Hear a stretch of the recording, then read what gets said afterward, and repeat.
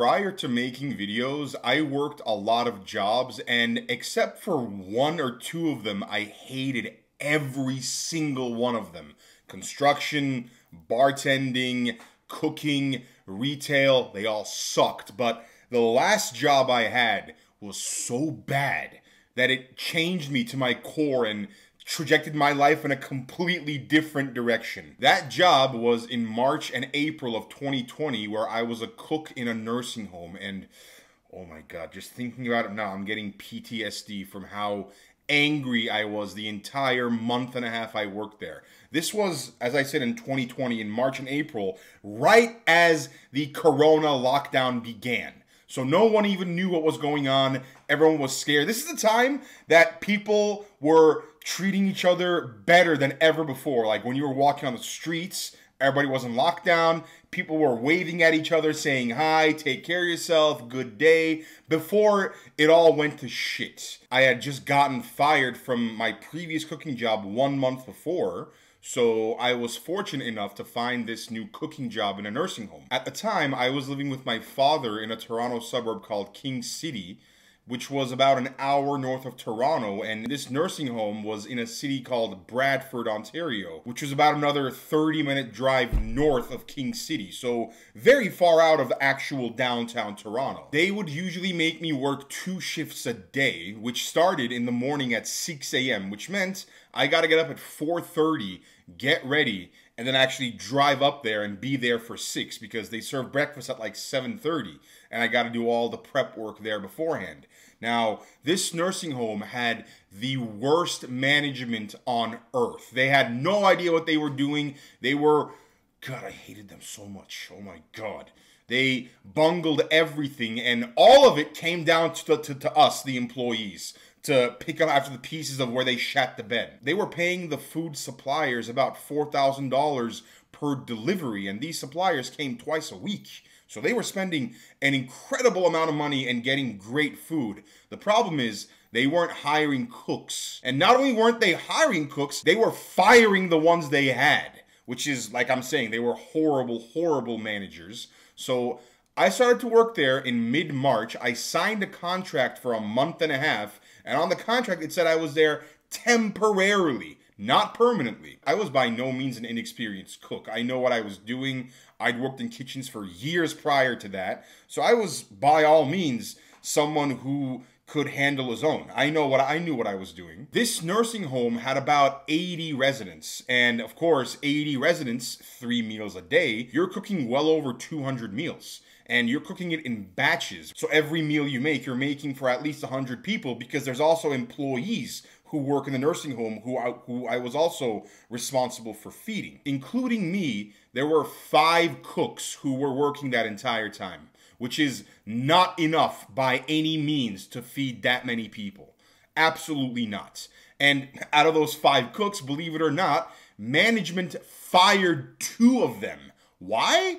Because they didn't want to abide by the crazy rules they had. They said, no, you're going to only make the menu we give you. You're not going to be able to improvise whatsoever. But it's like, bro, right now, it's lockdown. People don't want to work. People are scared. There's so much uncertainty. You can't be firing the employees you already have, because then the extra work falls on our shoulders. And it did.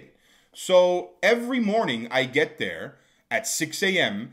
Instead of working with another cook, I was having to make breakfast by myself. For over 80 people, I was the only one cooking them breakfast. Fruit, eggs, French toast, and of course some of the residents there were super old. They couldn't eat. You gotta accommodate and you gotta make them different kinds of meals because they couldn't eat the fruit. They couldn't chew it. It was too hard for them. Now, the kitchen was state of the art. Incredibly amazing looking kitchen. The problem was it wasn't enough people working in it. So most mornings, my day would look like this. I was behind the grill, cooking eggs, making French toast, and they had 5 servers working at any time. So those 80 guests, each server had about 15 to 20 guests they were responsible for. And I will say, I understand where the residents are coming from. It was a very expensive place to live. They expected a certain level of food to be served to them every month because they're paying a lot of money for it. This nursing home was very, very expensive to live in. The cheapest place they had for their residents was $3,000 a month. That's the cheapest. Most of them were paying around $7,000 to $8,000 a month to be there, if not more. They need good food and they expect good food. They're at the end of their life. Most of them were well over 80 years old, and they're expecting to be fed well because they're paying a lot of money for it, and they have no patience at all. So if they didn't like the food, you were going to hear about it every time. These servers are waiting for the food, and they would constantly keep running back and forth from the kitchen to the dining room, coming to me and saying, "Hey, Ali, I need 2 more servings of over easy eggs. I also need 4 more servings of French toast, and I need 5 more servings of fruit. Get them all ready. I'm waiting here for you." And I'm like, "Okay, I got you." And I'm running around, and next thing you know, another server comes in with another order. Then one more comes with another order. And then everyone's coming in and waiting, and I'm the only guy there. At this point, I may as well just use my dick as a third hand because 2 hands were not enough. And I'm running around trying to get my stuff ready, just cooking. And of course, when it's one person, you're making mistakes. You can't make everything perfect. You're already under enough pressure as it is. And I'm cooking, I'm doing my best, I'm running around, and the servers, they start sulking. They're like looking at me like this, crossing their arms. Like I'm making them wait too long. Every single day, I would lose it. They're like, "Where's our food? Where's our food? We're waiting." And I'm like, "There's 1 of me! There's 5 of you! I'm cooking for everybody here! Stop rushing me!" And then they all look at me so bewildered. "What are you getting so angry for?" "Because you're friggin' annoying me! That's why! Stop!" And that would happen at least once a day. It pissed me off so much. And this repeated every day. That was only breakfast. Like I was saying before, it was only 1 of me, so I was bound to make mistakes. Mistakes are gonna happen. After every single meal, the director of the nursing home would come down to the kitchen and tell me how the residents didn't like what I was doing and didn't like what I was cooking. And I'm like, you know why, right? It's because you guys fired the other cooks. You're leaving me here by myself in the mornings, and I can't possibly cook enough food for that many people. And you know what he would tell me, this director? He'd say, "Ali, I've told you before, it's binary. You either cook perfect food or it's wrong." And today, it was wrong. They love to talk down at me as well and always tell me I'm not doing a good enough job. And I was there for a month and a half doing this.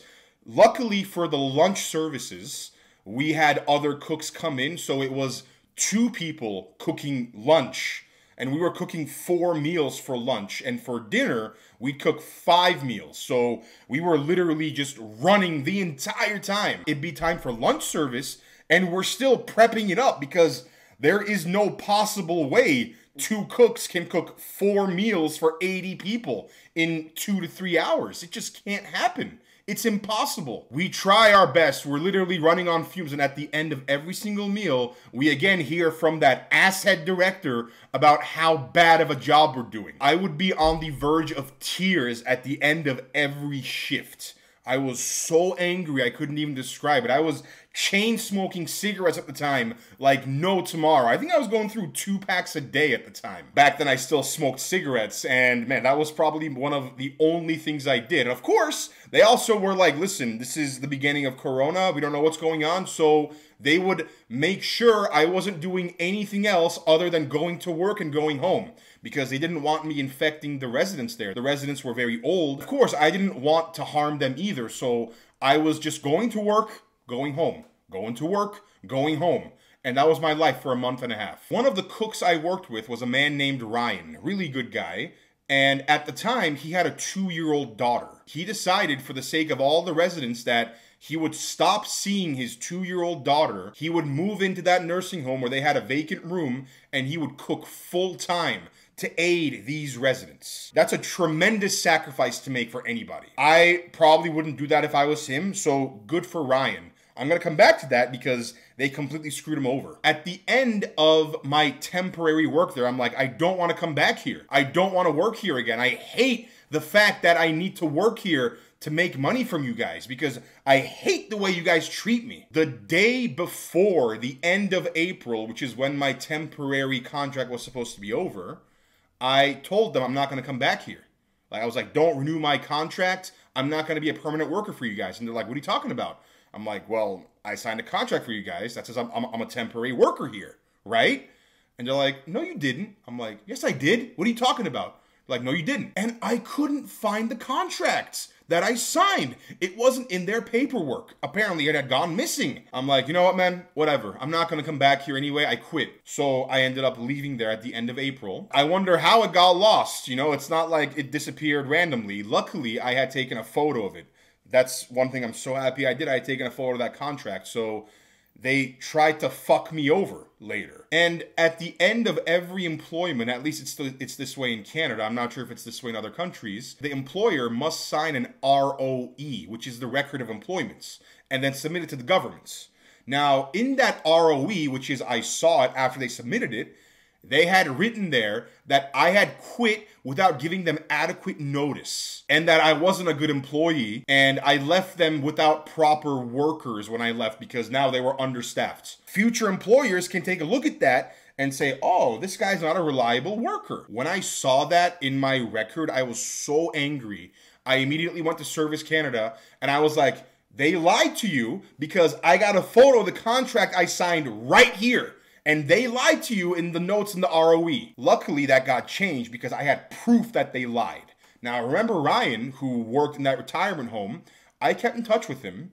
And about 2 months after I quit that job, he messaged me on Instagram and he told me what had happened there since I left. Apparently, it got so much worse because they didn't hire any new cooks. They didn't realize they were literally working their cooks to death and through mismanagement. And Ryan got burnt out too. And apparently Ryan ended up writing them an email and saying how much he hated working for them, how bad they are at managing everybody. Ryan, I hope you're doing good, man. Screw those guys. They're idiots. And on a different side note, there was another person there, another cook there named Rob. Rob was a man who was in his 50s and he had worked as a cook for a lot of his life. Now, this was in April of 2020, which is around the beginnings of me making my TikTok videos. I think I had about 500,000 or 600,000 followers at the time on TikTok. So I was just getting started. I was still making no money from it. I remember he talked to me one day and he said, Ollie, listen, I worked as a cook my entire life and I'm still working as a cook. You, I can see it in you. You like making videos and you got a passion for this. He said, pursue it. Don't stop. Keep going. And that always stuck with me. Here was a man who was a really good guy, a really, really skilled cook, and really good man at heart, telling me to pursue my passions and take this seriously. And Rob, if you're watching, I did. And it worked out, man. This is still the beginning. And I want to say thank you, Rob, for inspiring me to take my dreams more seriously because it still works. But that retirement home, oh my God. To this day, I have so much anger towards those guys. And what my experience there was like, it was so bad. I hated working for them so much that I said to myself, I am never gonna work in a kitchen again.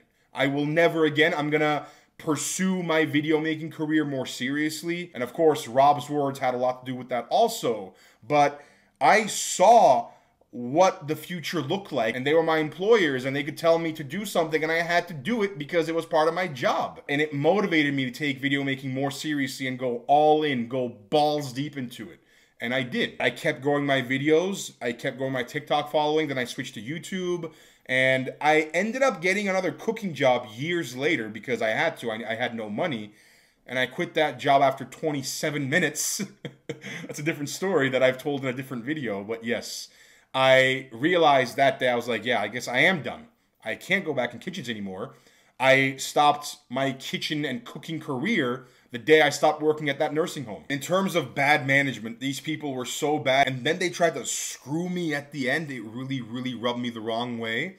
But if there's anything to say, as much as I hate them, and I hate them for being such bad managers, I gotta thank them because it was through me hating them that I discovered what I really wanted to do. In that sense, I hope they keep hiring people like me so those new employees realize that working for these idiots is not going to get them anywhere. They're going to keep helping people realize their dreams. Even to this day, I hate cooking in my own kitchen. I have an air fryer. I just throw all my food in there and it comes out cooked. I hate just standing over the stove and cooking anything. That's how much of an effect it had on me working at that place. It's how much it led to me hating cooking. A few months after that, I remember so well listening to a podcast with Casey Neistat, and he said, what I recommend for young people to do is to spend at least 1 year working a job they hate.